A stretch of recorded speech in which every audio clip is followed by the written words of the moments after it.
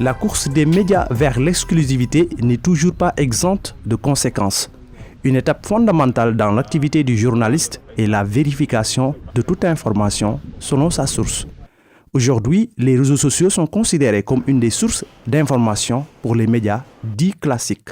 C'est un outil formidable pour aller à l'information à moindre frais. Je suis obligé quelquefois de faire même recours aux réseaux sociaux qui, en vérité, ne donnent pas des informations fiables.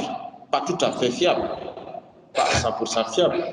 La fiabilité de ces informations véhiculées sur la toile n'est pas toutefois absolue. Elles peuvent tomber dans la désinformation.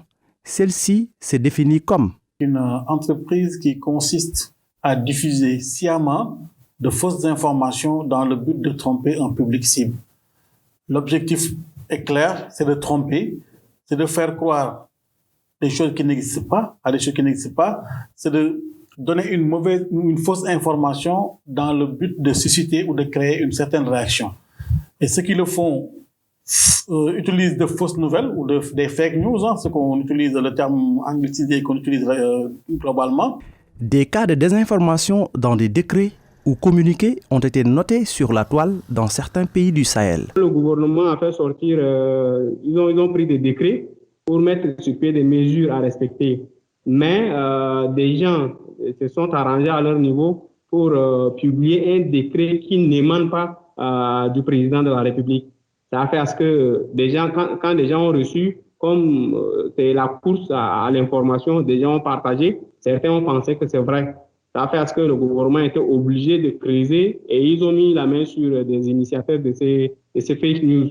Donc, je peux facilement vous dire, par exemple, que les réseaux sociaux ont favorisé beaucoup plus la floraison, bien la multiplication des fake news, mais de fausses informations au Tchad également. Au Sénégal, le ministre de la Santé et de l'Action sociale avait, dans un tweet qu'il a par ailleurs supprimé quelques jours plus tard, écrit ceci. À travers un don de 200 000 doses du vaccin Sinopharm fait au Sénégal, le président Xi Jinping réaffirme son amitié à son Excellence Macky Sall et son attachement à la coopération sino-sénégalaise. Un engagement commun résolu à vaincre la Covid-19. Ensemble, nous vaincrons. Au moment où je vous parle, certains Sénégalais ne savent pas si réellement l'État du Sénégal a acheté ces 200 000 doses ou pas. Parce que l'autorité ne s'est pas clairement exprimée, même si on a entendu le président, le ministre de la Santé dire des choses qui peuvent ne pas nous convaincre réellement. Et je pense que si on avait mis la transparence dès le début de cette information-là, on n'aurait pas pu constater la suppression d'un tweet parce que ça crée un sentiment de suspicion. Le recoupement, la vérification des informations sont entre autres mécanismes que doit utiliser le journaliste pour éviter de tomber dans le champ de la désinformation. La meilleure façon de lutter contre la désinformation, c'est la transparence. D'abord, en tant que journaliste témoin de l'opinion publique que je me considère, et donc au sein de notre rédaction, nous priorisons la vérification à la source des informations qui nous parviennent des réseaux sociaux. Il y a une manière de certifier les sources. Il y a une manière par exemple, des petites techniques sur Twitter, par exemple, les comptes authentifiés. Mais il faut le savoir. Il y a des comptes authentifiés. Comment ne pas se faire manipuler à travers le faux compte d'Alpha Condé, par exemple. J'en parle parce que c'était un peu à la une, les relations heurtées un peu entre le Sénégal et la Guinée. Ben, si vous vous trompez de compte Twitter du président guinéen, vous risquez de dire des bêtises. Aujourd'hui, le fact-checking doit s'ajouter à ces moyens pour une meilleure vérification des informations. Mais les médias se heurtent à des obstacles d'ordre culturel ou économique. Nos autorités, très souvent, déclarent des choses qui ne sont pas conformes à la réalité. Or, culturellement,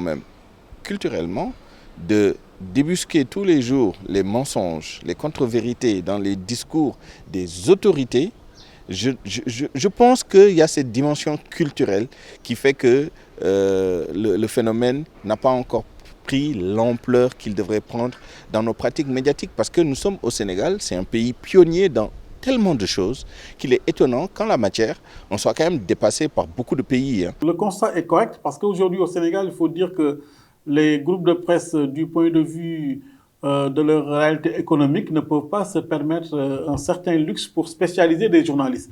Mais il faut faire des efforts.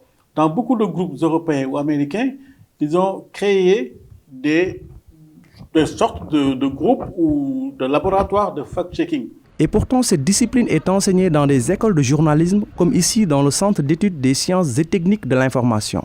Depuis quelques années, nous avons décidé d'intégrer la vérification systématique des faits dans le programme.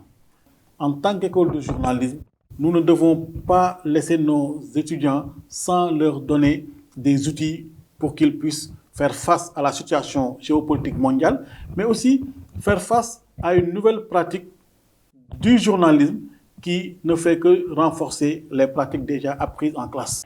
Aujourd'hui, les réseaux sociaux sont à l'origine d'une partie importante de la désinformation dans des pays du Sahel. Pour une lutte efficace contre les fake news, l'internaute doit faire recours au clic critique et le journaliste a une bonne vérification des informations.